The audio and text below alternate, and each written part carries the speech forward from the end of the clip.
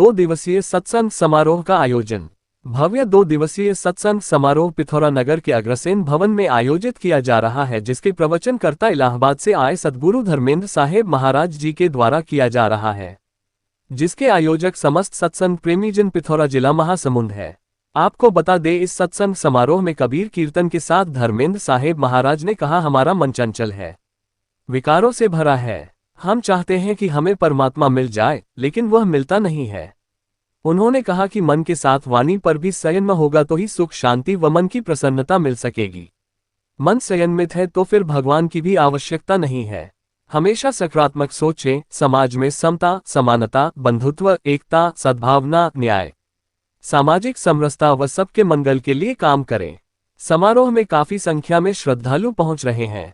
संस्कार न्यूज संवाददाता गौरव चंद्राकर की रिपोर्ट। मंदिर तो गए पूजा करने के लिए, पूजा करने के बाद जब घर लौटे और देखा कि कोई काम बिगड़ गया है, कुछ बड़ा नुकसान हो गया है, शांत रह गए और जिससे काम बिगड़ा है, जिससे नुकसान हुआ है, वो व्यक्ति सामने आ गए।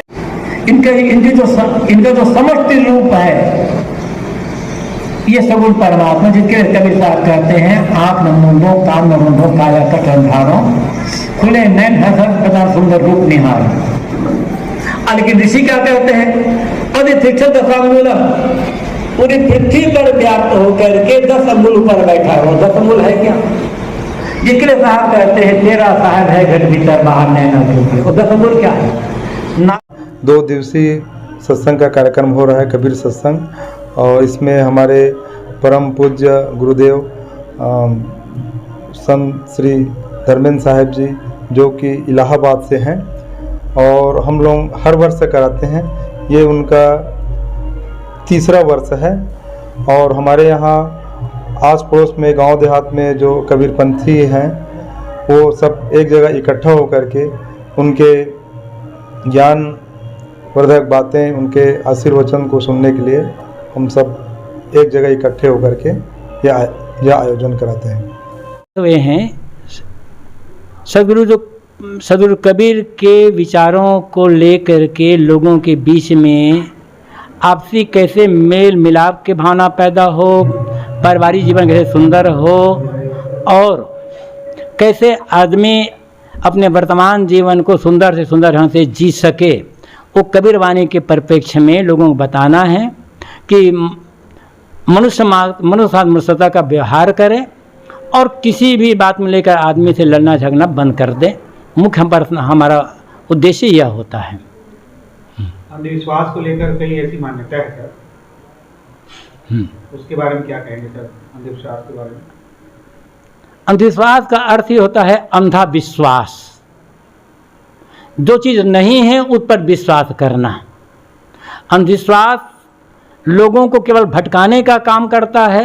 पूरी प्रकृति में कारण कार्य की व्यवस्था है, कारण होने पर ही कार्य होगा, बिना कारण के कार्य हो नहीं सकता है। बिना कारण के कार्य मानना यही अंधविश्वास है। भूत प्रेत जादू टोना मात्र अंधविश्वास से कुछ नहीं होगा। हम मंत्र पढ़ने से सात्विक भावना आएगी, मंत्र पढ़ने से कोई काम होने वाला नहीं है। हमें कर्म करना पड़ेगा, तब हमें फल मिलेगा। अध्यात्म और विज्ञान में आप क्या कहेंगे? अध्यात्म और विज्ञान दोनों एक दूसरे के पूरक हैं। अध्यात्म भीतर की खोज करता है और विज्ञान बाहर की खोज करता है।